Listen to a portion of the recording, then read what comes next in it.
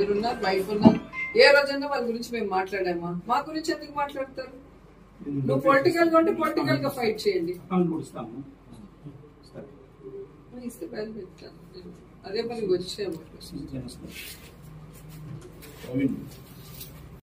జనసేన కూటమి ఈరోజు ఎంతకు దిగజారిపోయారు అంటే, ఎవరు బలంగా ఒక నాయకత్వం వాయిస్ ఇచ్చినా, ఎవరు బలంగా ప్రజల్లో పనిచేస్తున్నా ఇమీడియట్ గా వాళ్ళని ఎలా తొక్కాలి, వాళ్ళ మీద ఎలా ఫేక్ కేసులు పెట్టాలి, అలాగే వాళ్ళని ఎలా భయభ్రాంతులకి గురి చేయాలన్న వర్క్ అయితే పోలీసులు సిన్సియర్ గా చేస్తున్నారు. చంద్రబాబు నాయుడు లోకేష్ ఇచ్చిన స్క్రిప్ట్ ని నాకు తెలిసి ఈ దేశంలో ఏ రాష్ట్రంలో జరగనటువంటి విధంగా రెడ్ బుక్ రాజ్యాంగాన్ని ఇక్కడ రచిస్తుంటే ఎలా తప్పుడు కేసులు పెట్టాలి, ఎలా రిమాండ్ రిపోర్ట్లు రాయాలి, ఎలా బెయిల్ రాకుండా వాళ్ళని 60-70 రోజులు మినిమం లోపల పెట్టాలి అనే దాని మీద ఈరోజు కేస్ స్టడీ చేయాలంటే ఆంధ్రప్రదేశ్కి వచ్చి మన పోలీస్ వ్యవస్థ మీద చేస్తే అర్థం అయిపోతుంది.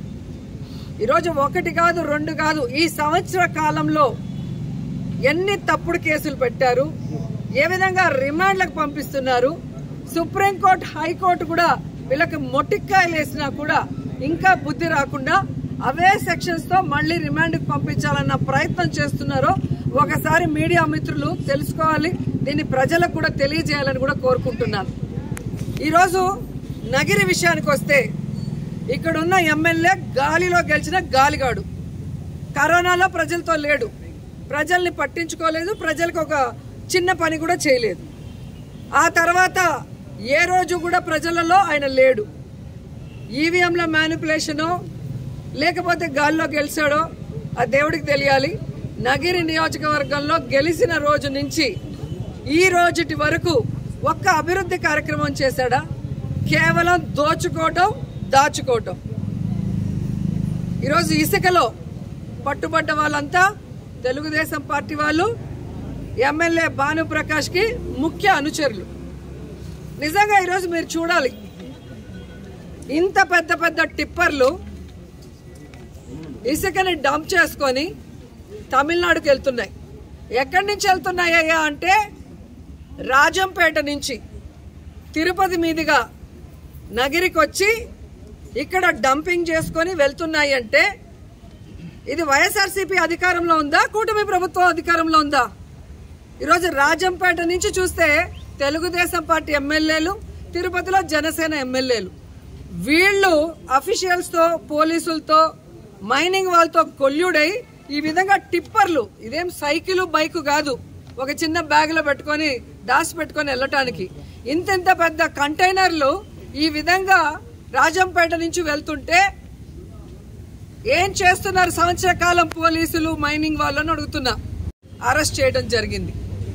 అరెస్ట్ చేసిన వెంటనే వాళ్ళ లెక్క సెట్ అయింది అనుకుంటానేమో, రిమాండ్ రిపోర్టు చాలా నార్మల్ గా రాసి వెంటనే 3వ రోజుకి బెయిల్ వచ్చింది. ఇన్ని కంటైనర్లు దొరికిన తర్వాత కూడా మరి ఆయన బయటకు వచ్చి సాక్ష్యాధారాలని తారుమారు చేయడా? ఎలా బెయిల్ వచ్చింది? మరి ఆ విధంగా పోలీసులు రిమాండ్ రిపోర్ట్ రాసింది నిజం కాదని నేను ప్రశ్నిస్తున్నా. దీన్ని సర్క్యులేట్ చేశారని చెప్పి వైఎస్ఆర్సీపీ సోషల్ మీడియా పిల్లల్ని 2 రోజులుగా నగిరి సిఐ హెరాస్ చేస్తున్నాడు. పిల్లల్ని తీసుకురావడం, వాళ్ళ ఫోన్లు లాక్కోవటం, వాళ్ళని కొట్టడం, బూతులు తిట్టడం. నేను ఒకటే అడుగుతున్నా, ఈరోజు సుప్రీంకోర్టు అలాగే హైకోర్టు క్లియర్ కట్ గా ఇచ్చింది, సర్క్యులర్ ఇచ్చింది. మినిస్ట్రీ ఆఫ్ అఫైర్స్ సుప్రీంకోర్టు ఇచ్చిన జడ్జిమెంట్ ని అన్ని రాష్ట్రాలకి సర్క్యులర్ పంపించింది, సెంట్రల్ గవర్నమెంట్ పంపించింది. సుప్రీంకోర్టు క్లియర్ గా చెప్పింది, సోషల్ మీడియాలో పోస్టింగ్స్ కి లేదా ఈ టీవీ ఇంటర్వ్యూల్లో జరిగే వాటికి రిమాండ్కి పంపించేదానికి లేదు. ఇలా తప్పుడు కేసులు పెట్టి అరెస్టులు చేస్తే బాగుండదని క్లియర్ గా ఇచ్చింది. అయినా ఇంకా అవే సెక్షన్లు పెట్టుకుంటూ ప్రజల్ని మోసం చేయడమే కాకుండా, ముఖ్యంగా నగిరిలో అందరినీ పిలిచి వాళ్ళ ఫోన్లు లాక్కొని వాళ్ళని కొట్టి వాళ్ళని బెదిరించి వాళ్ళకి నచ్చిన పేర్లు రాయమని చెప్తున్నారు. ఈరోజు